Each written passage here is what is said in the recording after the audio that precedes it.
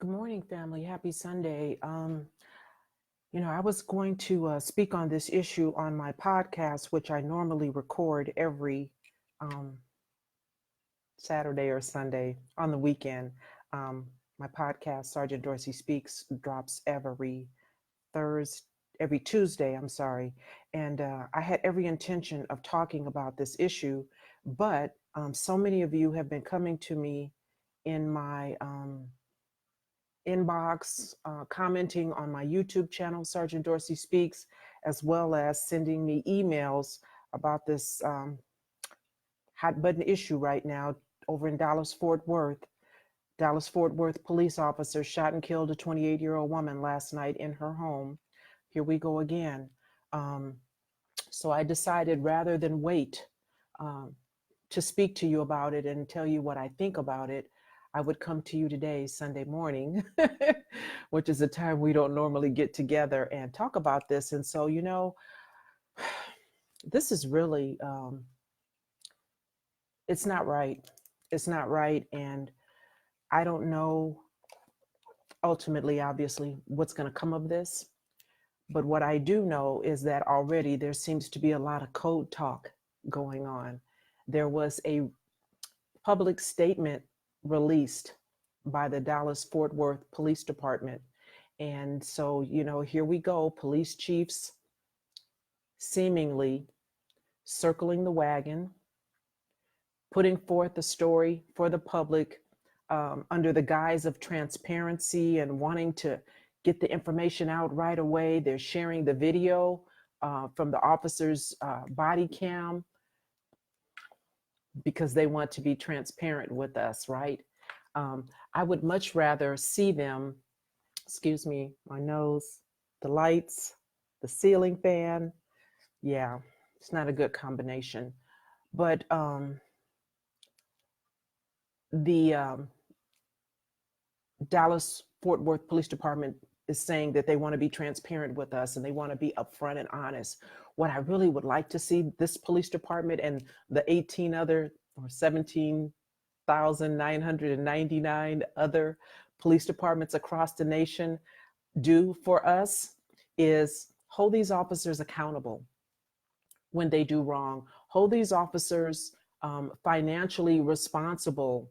I know that's not going to happen because they have something called the Police Officers Bill of Rights, which all of you should know about, should be paying attention to, and should be looking to figure out how to overcome the Police Officers Bill of Rights, how to have legislators enact other policies that don't allow police departments to coddle and shelter officers under the umbrella of the Police Officers Bill of Rights. Now, it would be nice if officers were held accountable. I mean, really held accountable. I mean, not given the gift of resignation when they do something that is so outrageous and egregious, when they violate their own policy.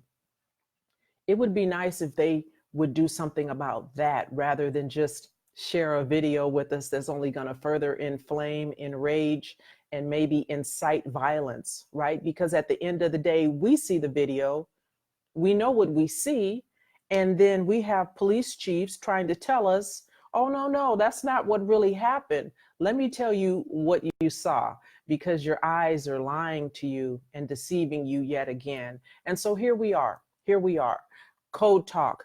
I've had an opportunity to read the statement that was put out with the by the authorities there in Dallas. And one of the things, because I understand, I say it all the time, you guys, I feel like such a broken record, but it bears repeating, obviously.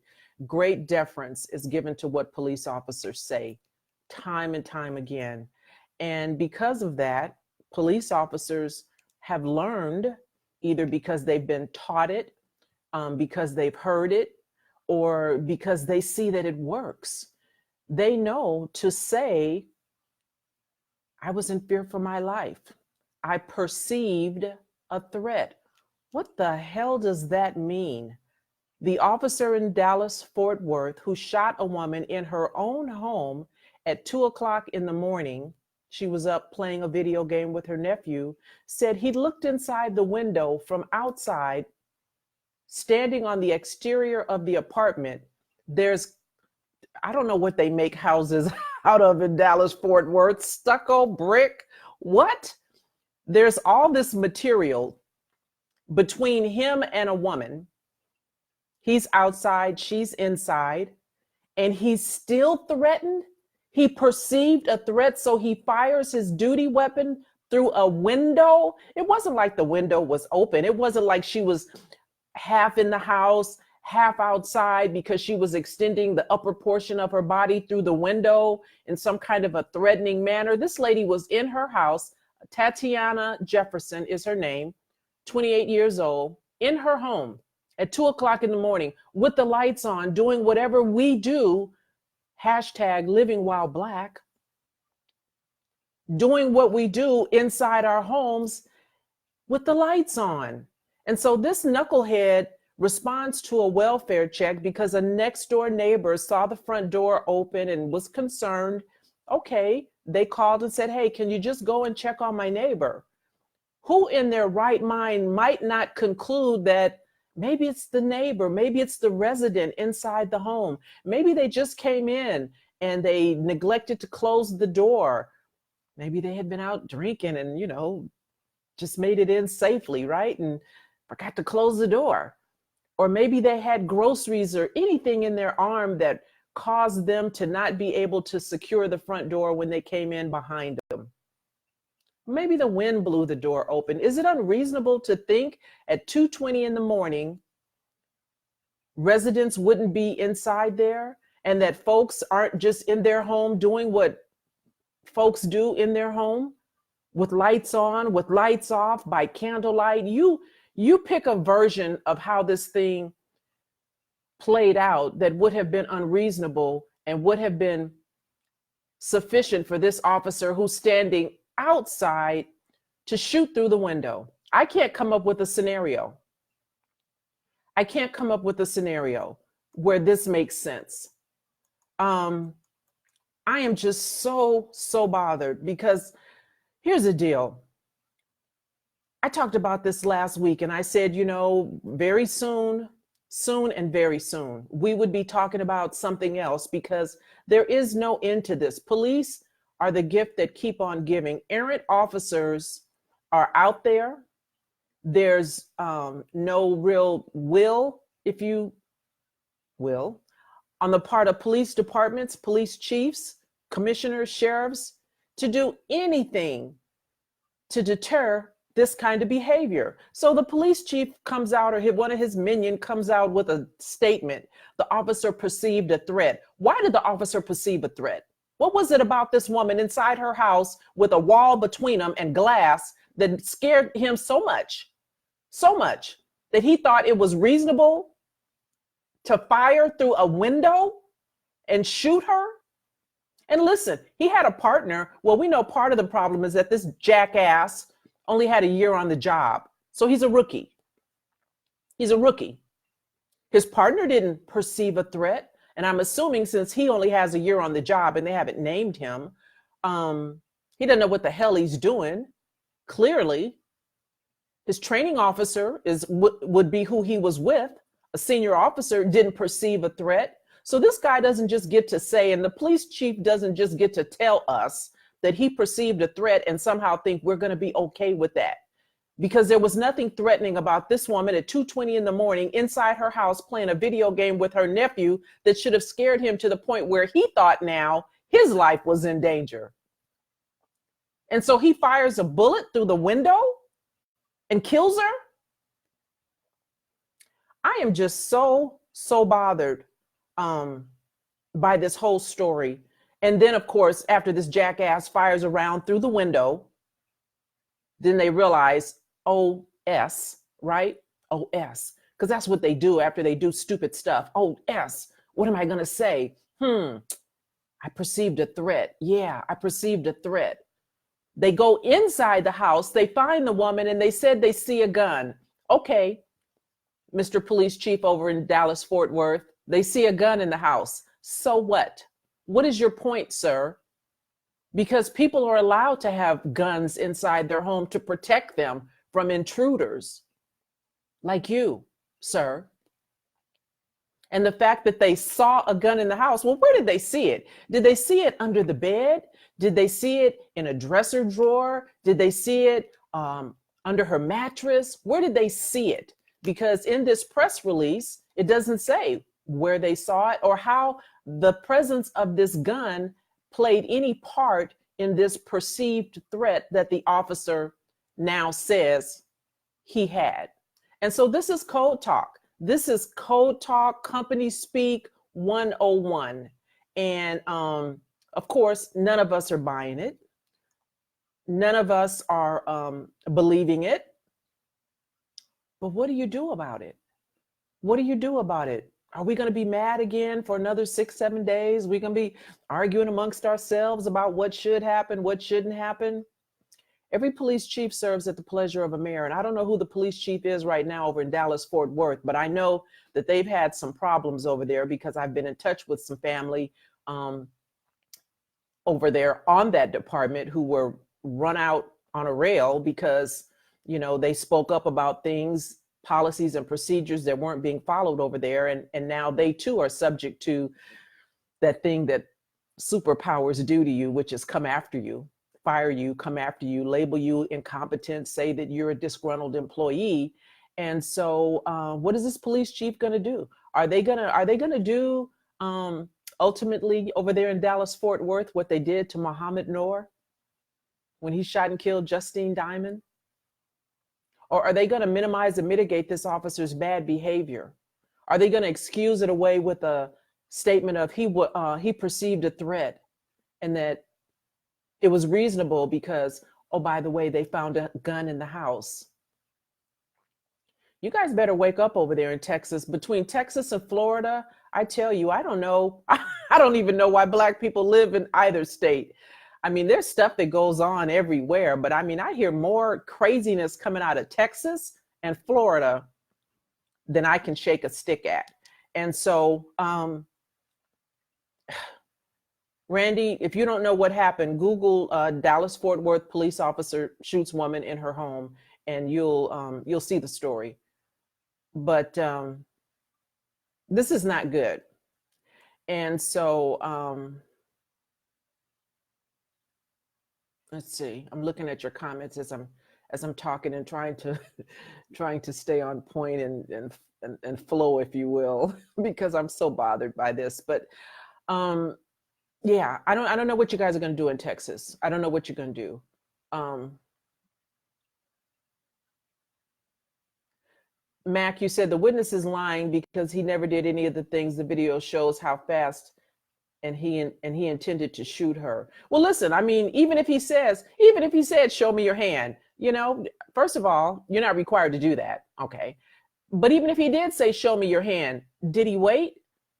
Did she show him her hand? Did she even hear him? She's inside. There's all sorts of background noise that goes on with being inside your home. There's glass, concrete, stucco, brick, whatever the structure was made of between the two of them. So who's to say that she even heard him? It's unreasonable. It's so unreasonable. And it was so unnecessary because, listen, there was no urgency. There was no exigent circumstance. Nobody called up and said there's a burglary in progress. I just saw these guys break the window and climb into my neighbor's house, and I'm hearing screams now. It wasn't that kind of a radio call. It was a low-level radio call, welfare check. My neighbor's front door is open, and I don't know if everything is good. Can you go over and check? Poor tactics were used by this one-year on-the-job officer. And what was his partner doing? Was he within close proximity? Did he see this fool when he broke leather? Our term for unholstering his weapon. Did the partner have an opportunity to say, hey, wait a minute, what you doing? Put that up. Put that gun up. Wait a minute. We don't have that kind of a situation yet. These are things that we don't know. And I'm not trying to blame the partner. Maybe he was in a different position and couldn't see what this knucklehead was doing. But I hope and pray to my God that they don't try to excuse this away with he perceived a threat. and it made sense and it was reasonable because they found a gun in this woman's house. It is just so off-putting. And it seems to me that officers, yeah, Randy, the cop was white, the lady was black. Google it, Randy. You'll see her picture and you can read the entire story. It's so off-putting to me because, like I said, these white officers in general, take out the color, because it could have been a black officer, and we've certainly seen black officers do dumb stuff too. It's police officers who know that their police chief will support BS, right? And so listen, if I know my police chief is going to get behind me when all I have to do is say, I was scared, why would I do anything different? Why would I change that? When I know that no one is going to sit me down and say to me, look me in my eye and say, officer, what was it that she did that made you perceive a threat? Because we're looking for reasonableness. What was reasonable about that officer's actions? What did she do that made you perceive a threat? Because you're outside, officer. How about you take cover and concealment like officers are trained to do? And I'm sure in his short 18 months on the job, somewhere somebody must have had a conversation with him about cover and concealment, and that you use deadly force as a last resort rather than a first resort. And while you hear me say these words, you understand what I mean by last resort. That means you've tried everything. That means you've done everything that you know to do based on your training and your little bit of experience over the last 12 months. You've done everything. And now the only thing left to do is to fire your weapon. And you can get there in a second. You can figure that out in a second if you have common sense. But like I always say, if sense were common, everybody would have it. So what do we do now? Where do we go from here? Does the family, get an attorney? There's one out there already talking to them. And have Dallas Fort Worth just throw buckets of taxpayer money at this family? Is that what we do again? And we do nothing to change policy with regards to how police officers use deadly force and when police officers use deadly force? Do we do anything about holding officers accountable for real,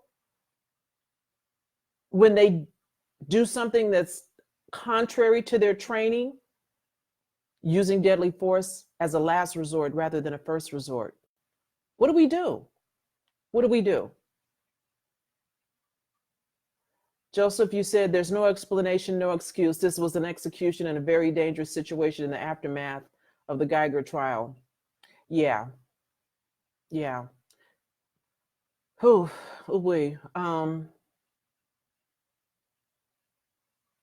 Okay, Mac, you said since they fired the brother police chief over there, they're going rogue. Well, listen, brother man was, he was kind of part of the problem too. Don't get it twisted now. Don't think because Dallas Fort Worth had a black police chief somehow that means something, because they got one over there in Dallas proper, right? So yeah, don't get it twisted. Having a black police chief is not always the way, but certainly having someone with some common sense, having a police chief with a little bit of empathy would be helpful. Having a police chief who's not always looking out for that entity, that organism, and looking out for the community would be helpful. And so, that's why you guys need to know who these police chiefs are. That's why you need to show up at community and town hall meetings and put an eyeball on these people and see what the heck it is they're talking about and see how they think. And when you find out they don't think like you, or they don't value your life, if you find out that living while black is now going to be added to the penal code, if you will, and thus just living while black and doing what you do, being at home at night at 2:00 in the morning is a problem, is threatening to police officers, then you guys need to start figuring out, how do we get these police chiefs out of these positions of authority? What do we do about the mayor that supports that police chief who supports that bullshit? Because that's what this is. That's what this is. And so listen, you know, as troubling and as unsettling as it is, my guess is, you know, I would love to be wrong. Prove me wrong. I would love to be wrong. My guess is that, you know, there's an attorney out there waiting to represent the family, and, you know, they'll throw buckets of taxpayer money, not department money, not police officer money, because of the police officer's Bill of Rights. Dallas-Fort Worth citizens, you're going to pay for this. You're going to pay for this. And then the next time another Dallas-Fort Worth police officer decides that standing outside somebody's door, they get scared and nervous, they get to shoot and kill you on the inside of your residence, on the other side of that door, then guess what? They will. Because they're going to learn from whatever happens in this situation, if it goes to court, if the officer is fired, if he's given that gift of resignation and allowed to get a job on another police agency somewhere, like Timothy Loman, like Darren Wilson, like Eric Casebolt, there in Texas, then this will happen again.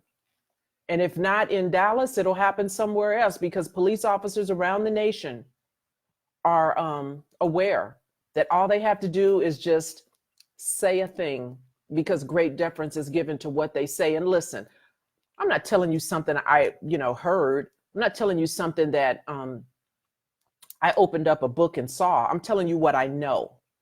I'm telling you that police officers understand now and before that everything they say and do is now either being recorded with a video or with audio. And so listen, police officers are savvy and they know to create an audio record. Hey, put your hands up. Put your hands up. I can't see you. Stop hitting me. Whatever it is that they're saying that's not going on. They say, not all police officers, be clear. Not all.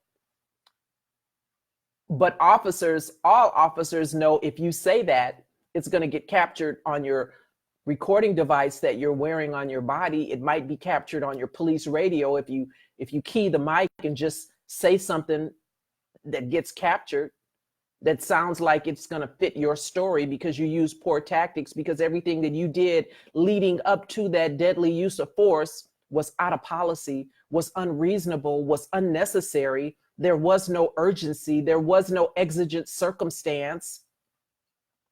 And so you just say it. I perceived a threat. I perceived a threat. Prove I didn't. Prove I didn't perceive a threat. How do you do that? Well, I think part of the way you do it is that you ask questions, internal affairs of this officer. Have him explain to you how it's reasonable for someone similarly situated, another police officer. How is it reasonable for us to believe that someone inside their home on the other side of a wall is threatening to you? Explain that to me. They can't, because it's not reasonable. And the fact that after the fact they saw a gun, like we hear all the time, when, somebody may be involved in some criminality. Okay, he was a bad guy.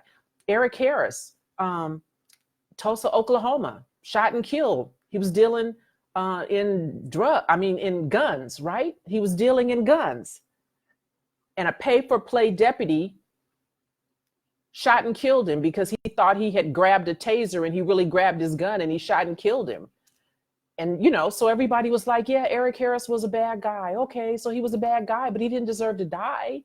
That's not a decision police officers wholesale on the street get to make. You're not judge, jury, and executioner, even if someone is involved in criminality. And when they're not involved in criminality, then don't we see them try to dirty up our family members?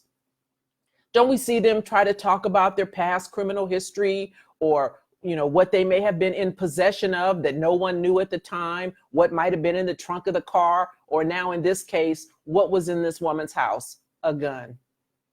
Okay. You still don't get to kill her, sir. If you perceived a threat, Mr. Dallas-Fort Worth police officer, you should have took your scary ass back to your patrol car, got in it, locked the door, and asked for backup. Request backup. Have some real police officers show up and handle this welfare check, because just the mere presence of a Black woman on the other side of a glass window in her home scares you. We heard that from Betty Shelby when she shot and killed Terrence Crutcher as he walked slowly away from her with his hands extended in the air. And I believe he was walking away from her because I believe she probably told him to go back to his car and retrieve something. And she said that scared her more than anything ever in her life. And guess what Betty Shelby is doing right now in the state of Oklahoma?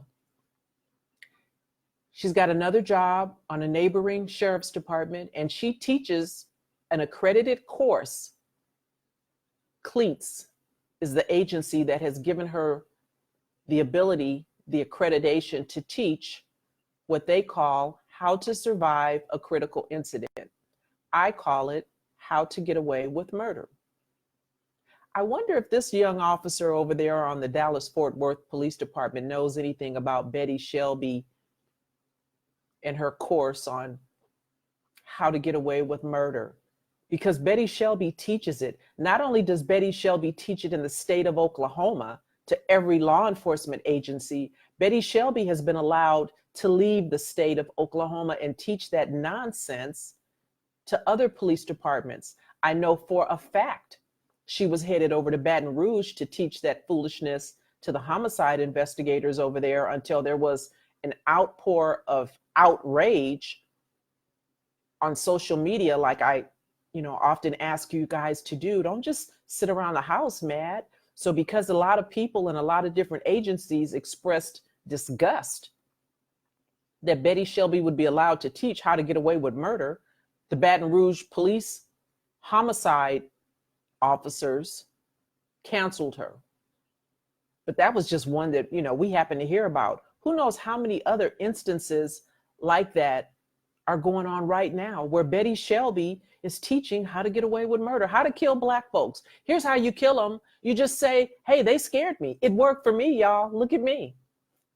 Not only did I not get charged, not only was I acquitted by a jury, but I was hired by another police department. I think it's called the Rogers County Sheriff's Department where she works right now. I think. Don't come after me if I got the agency wrong, because I'm just ad-libbing right now. But I think it was Rogers County Sheriff's Department where Betty Shelby is working. And guess what? She's working over there as a reserve. Now, I don't know for sure, but I know LAPD reserves, they don't get paid. I think they do. It's like $2 a month. It's something very minimal, right? So this heifer wants to be the police so bad, she'll do it for free. She just want to be the police. She just want to have a gun in her hand so she can get scared by another big Black man and kill him, because she's successfully done it. And evidently they're okay with how she gets down in Oklahoma, because they're allowing her to teach that to the entire state. And listen, there's 18,000 police departments across the nation. And so there's some good old boys, here, there, and everywhere who bring her over to teach it to their people. Can you come show us, Betty, how to get away with murder? We need to know. What'd you do? What'd you say after you committed that murder? I'm sorry, after you committed that shooting because you were in fear. What did you say? What did you tell the jury that held so much weight with them that they decided to acquit you, Betty Shelby? What'd you say? Because we need to know over here on the Dallas-Fort Worth Police Department. We need to know. Or on the Dallas Police Department. I thought it was my apartment. I thought it was my apartment. Oh, I'm so tired. I thought it was my apartment. Police officers are learning around the country what to say and what to do when they kill one of us just living while Black. And so that's what I think. I don't know how to change it. I wish I did. Whatever change is going to come, it's certainly not going to happen in my lifetime. I'm clear on that. You guys know I went to the doctor the other day to make sure my blood pressure was right, and it's good. So I hope to be here for a little while, but I don't think I'm going to be here long enough to see the kind of changes that I'd like to see on police departments. And so that's why sometimes I come to you and I say, hey, why don't you guys get on those police departments? Join them. Change is going to come from the inside. And listen, there's a concerted effort to keep folks that look like me off police departments. I get it. We know that from the FBI report that police agencies around the nation are recruiting KKK. So why don't y'all get on? Wouldn't it have been nice if somebody like me or you was working with this jackass when we walked up to the welfare check at Tatiana's home, and I looked over and saw this partner of mine reaching for his gun, and I could have said, put that thing down.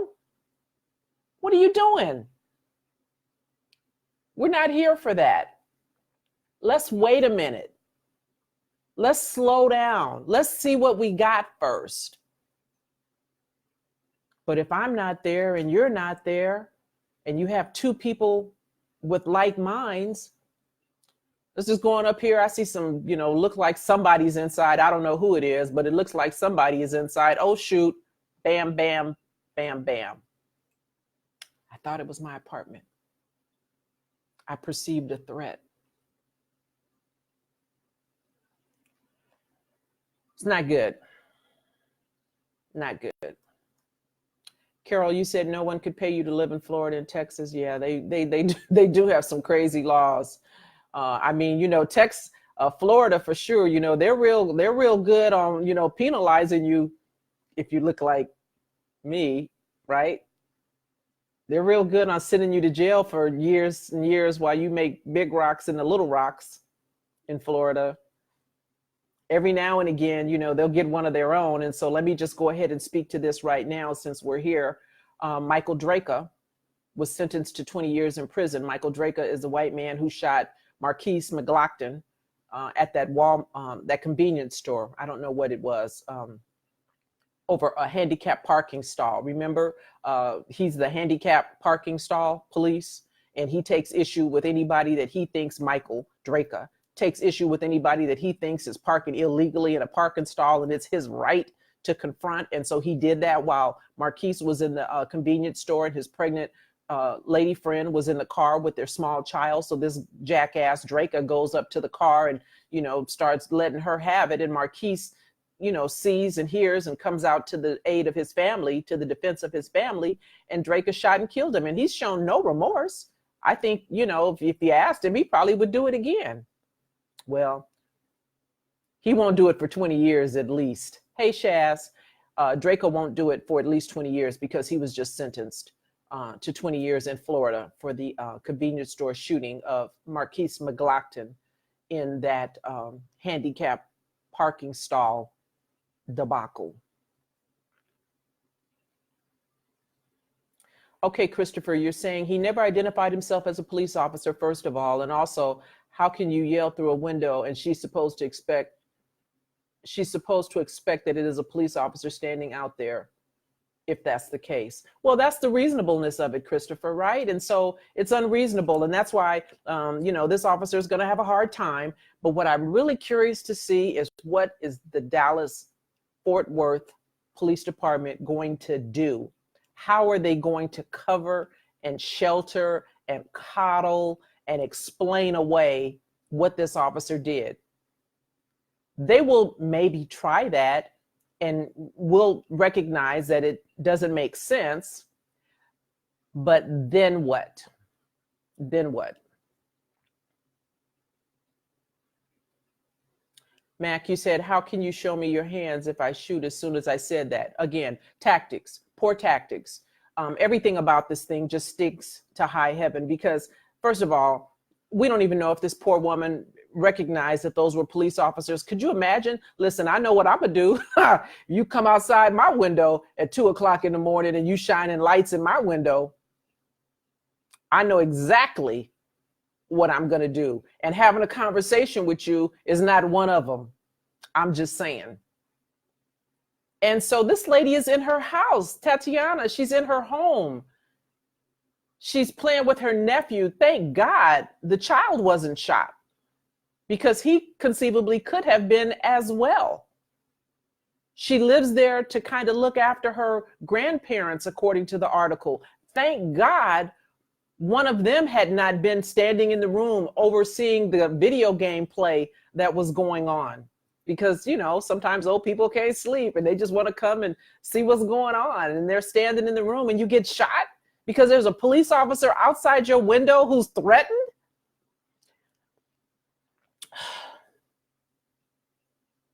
I can't, you guys. I can't. So that's what I think about it. It shouldn't have happened. There's no excuse. There's no explaining it away, but they will. And hey, Patricia Webb, what's up? 94th Street neighbor. You're over there in Fort Worth. Wow. Be careful. Be careful. Yeah. I think, you know, what needs to happen, family, Dallas Fort Worth family, is you guys need to get together and you need to have a course of action. You need to attend community meetings, because there are going to be some meetings around this whole shooting, and you need to ask questions about tactics. How are those police officers trained tactically? You know, we have legislation that just passed here in California, AB 392, Dallas Fort Worth. Educate yourself, inform yourself, know what AB 392, Assembly Bill 392 is, how it speaks to when officers here in the state of California can use deadly force. And then get busy. Adopt legislation in your neighborhood, in your community, similar to AB 392 that might be helpful going forward. Find council members, representatives, senators, whatever title it is in your community, and sit down with them about AB 392 in California that just passed. Because here in California, AB 392 specifically speaks to when an officer can use deadly force. It speaks to the reasonableness of an officer using deadly force, not at the moment that the shot was fired, but in the seconds leading up to the discharge of the firearm, the tactics. What was going on just before that officer fired that shot? AB 392 speaks to, was it reasonable? Would a reasonable police officer do the same thing? Would a reasonable police officer perceive that same threat? Clearly, I would say no, because this 1 year on the job officer had a partner, and his partner didn't perceive that threat. Remember Mohammed Noor?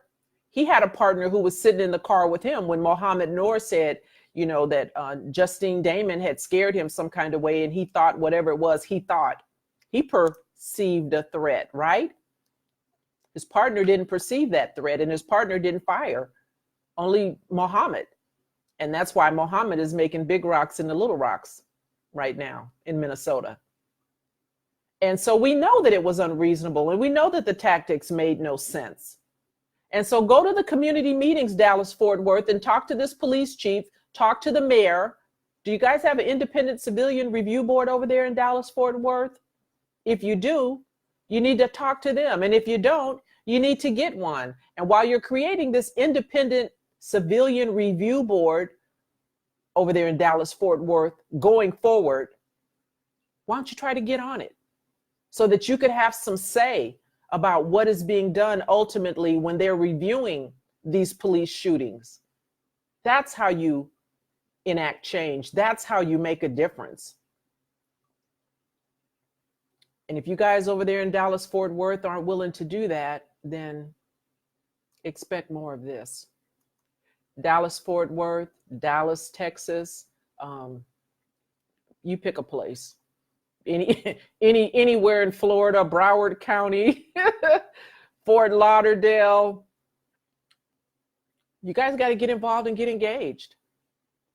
I come to you and I talk to you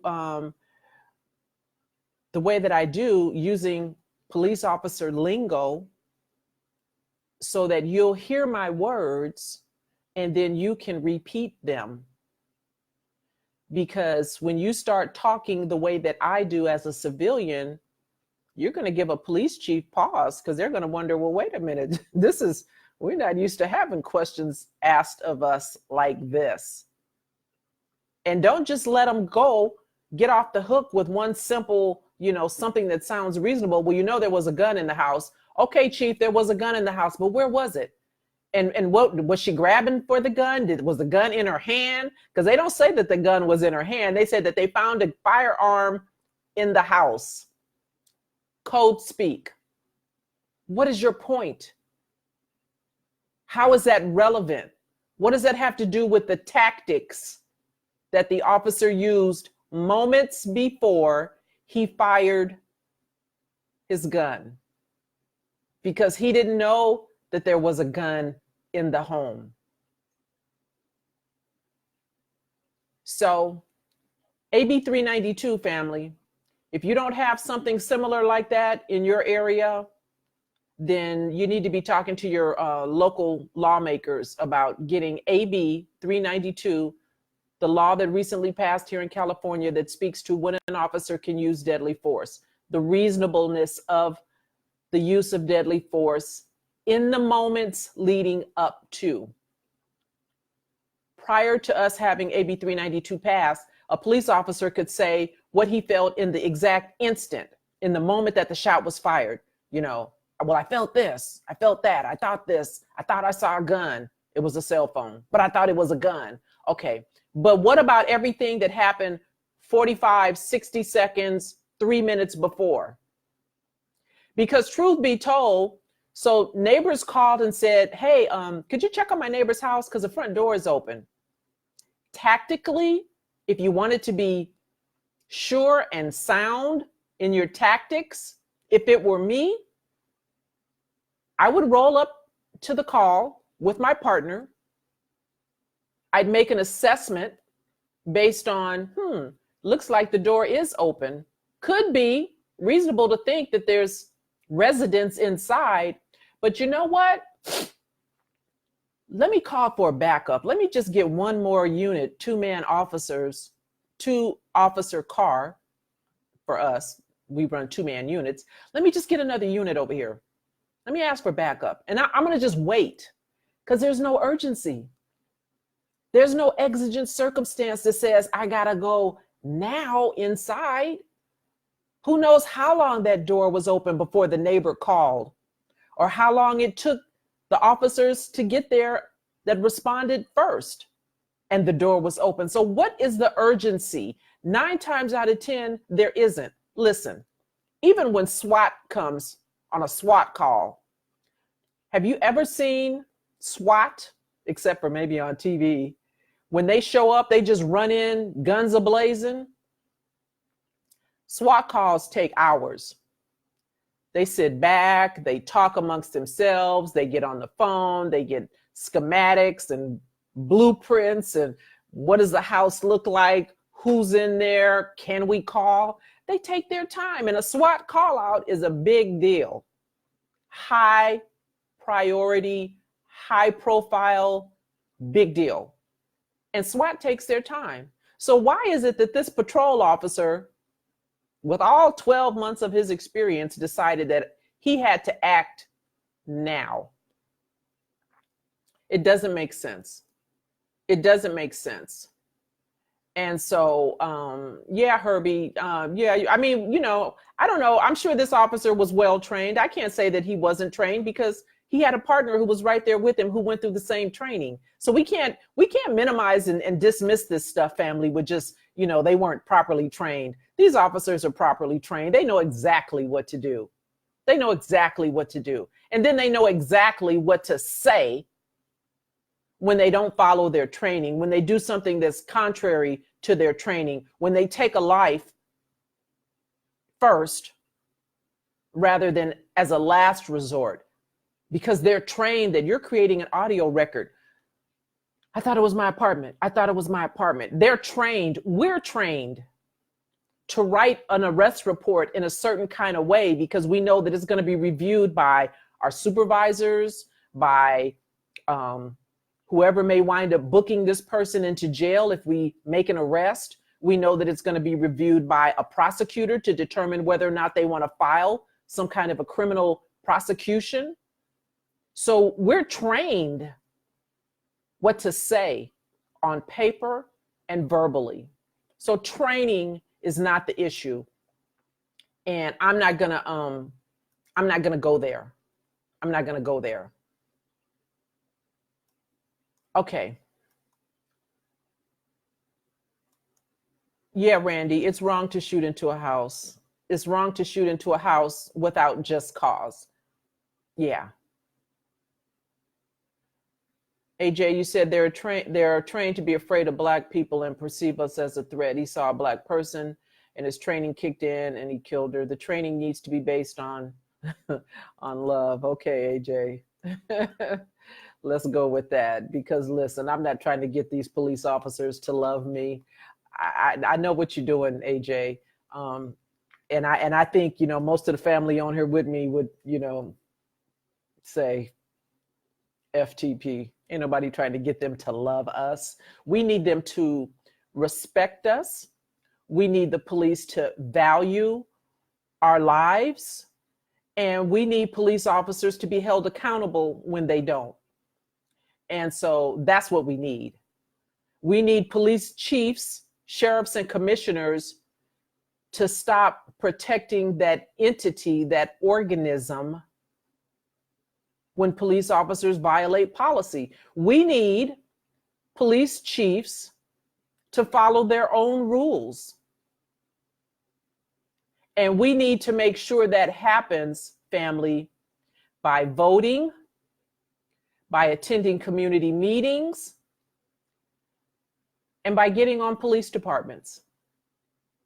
We need to be on these police departments because, listen, there is no concerted effort, as far as I can see, around the nation for police agencies, even here in LA, my own, LAPD, to go out and look to recruit people who look like me. I talk to partners, colleagues, current and former on the LAPD who have been complaining about recruitment efforts on the LAPD with regards to Black folks for years.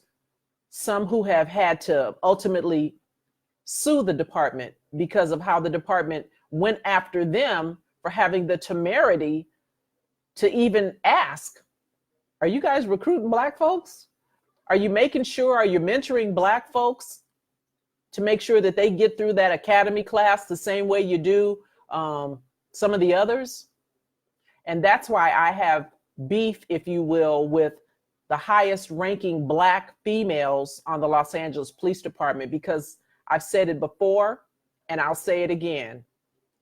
Whenever these heifers leave their ivory tower over in Central Bureau, over in Valley Bureau, if they ever leave and come down to South Bureau and walk through a police station like 77th and Southeast and Newton, Harbor Division, and they don't see people who look like them, why wouldn't they ask the question? Why wouldn't they get involved in EODD to recruit Black people? What do they ever go down Regina Scott? I'm just wondering, sister girl. Miss Lewis, Beverly Lewis, y'all ever go down to the academy over there on Westchester Boulevard? In Westchester, on Manchester Boulevard, Amundsen Theater, whatever, Amundsen Academy, whatever they call it. You know what I'm talking about.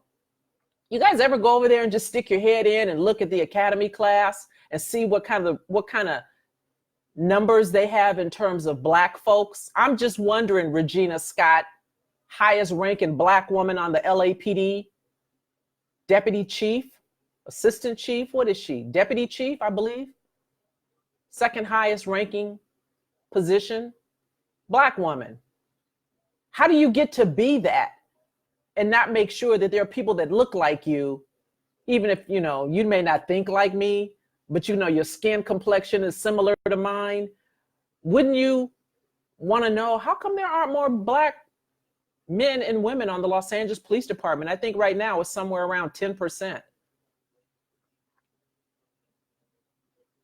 So there's no appetite to put people like us on the department. And I know that it's not going to be easy to get on the department, because I have young people contact me all the time who are trying to get on, and they say, hey, I have a background interview. I have an oral interview. What can you tell me? What should I say? What should I look for? What should I know? And so I try to give them as best I can what I think might be helpful, having been a supervisor on the LAPD, having participated as a member of the entry-level oral board cadre, having asked questions of pre-recruit candidates. I offer my expertise. And I know that, sometimes, because departments are crafty, they figure out a way in that background investigation to disqualify us. I know if you don't really know how many bubbles are in a bar of soap, that could be a problem for you. I get it. But if we don't try to get on, for certain, we're going to have the same situation that we're having right now. Us not on the department, us not being there to stop this guy, us not being there to intervene when a police officer is putting hands on somebody that looks like us, that could be our little brother, our cousin, our grandpa. If we're not on the police department, we don't get to stop it. And they don't want us on the police department. So why don't you guys talk to your young people, make sure that they're, not getting tatted up, credit is good, doing everything right so that they don't have another reason to disqualify them in the process and thus prevent them from getting on the department. Encourage them. I hear all the time, young Black men particularly, who wind up going to prison wrongfully, who do their time. I think there's a young man right now, I've read somewhere that 50 Cent is about to do a movie about this young man who's an attorney right now, I believe in New York, had gone to prison and came out and, is a lawyer because the system is unjust. It would be nice if sometimes one of our young people who got stopped by the police, instead of just saying FTP because I was racially profiled and because they really didn't have a reason to stop me, if they would say, you know what? I'm going to take that damn test. When they testing next, I'm going to take that test. I'm going to get on that department. And then I'm going to be sitting in that police car when I'm working with somebody who wants to stop somebody who looks like me just because they're driving around in a Cutlass. And then I'm going to say, no, we don't do that. I could go on and on. I could go on and on. If you guys have a suggestion, I'd like to hear it. Something other than just belly aching and moaning and, all of that. I mean, we can certainly express our disgust for a little bit over this, but then family, we need to get busy. We need to get busy. Okay, Keith, you said we have a problem of unlawful violence. Basically, it's a pattern that family members get paid as if the money makes it okay. Money isn't in any way justification for a life. The racist authorities have to be replaced by individuals who are not racist and are qualified. We all have to get actively involved because this is out of hand. This has to stop now. Yeah, you're right, Keith. It's crazy. And listen, it didn't just get crazy, family. Come on now. We've been talking about this since 2014. Really, on a regular basis, because that's when Eric Garner happened. And Mike Brown 2 weeks later. And 2 weeks after that, here in Los Angeles, Ezell Ford. And a couple of months later, John Crawford, Tamir Rice. And everything and everybody, Charles Kinsey, Terry O'Shea, Jordan Edwards, Everybody that happened after that, Sandra Bland, Sam DuBose, Floyd Dent. I mean, I could go on and on. I've got names in my head that shouldn't even be there, of folks who have either been savagely beaten or who lost their lives because of errant police officers. And every time it happens, we get all worked up and all upset, and we fuss and we cuss and we stomp and we, talk about boycotting and talk about everything but what in my mind is going to really fix it. Vote these people out of office. Every police chief serves at the pleasure of a mayor. Sheriffs are elected. I would imagine city managers are elected. If they have a civilian review board, try to get on it. If they don't, help create one. And ask questions. Now you have a format. You have a blueprint. AB 392 in California for when police officers can use deadly force. Everybody needs to be familiar with AB 392, what it says, what it allows or doesn't allow, and then mimic that legislation in your city. Contact your representatives, contact your senators. Otherwise, expect more of this. Dre, you said we got Anthony Hill trial going on here in DeKalb, Georgia. Anthony Hill went to war in Afghanistan, came home with bipolar, and he was naked, having an episode in his apartment complex when Robert Olson shot Anthony twice in the chest. Justice for Anthony Hill. Yeah, I mean, listen, Anthony Hill, Atatiana Jefferson, they're everywhere. There's so many more that we don't even know about because it doesn't make national news, because in a minute, y'all, it's going to be like everything else that happens to us. In a minute, Black folks getting killed by the police is not even going to be news anymore because everybody is going to be so desensitized by it. And, it'll just be a thing that happens and they'll be just like, oh, that was too bad. That's awful. And then we'll just wait until it happens again, which is pretty much what we've been doing since 2014. We've just been waiting for it to happen again and happen again. And then when it does, James, you almost spit your coffee out. Why? You're stupid. You're stupid, James. Until it happens again. And then the cycle just, it just replicates itself, right? And so, God bless his family. I pray for you. I pray for her family.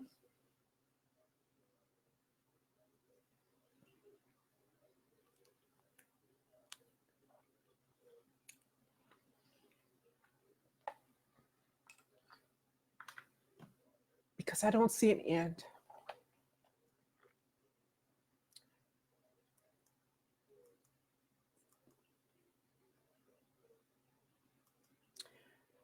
So,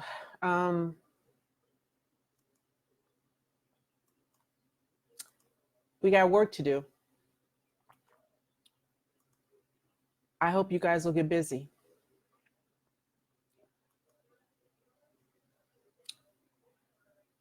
Till next time.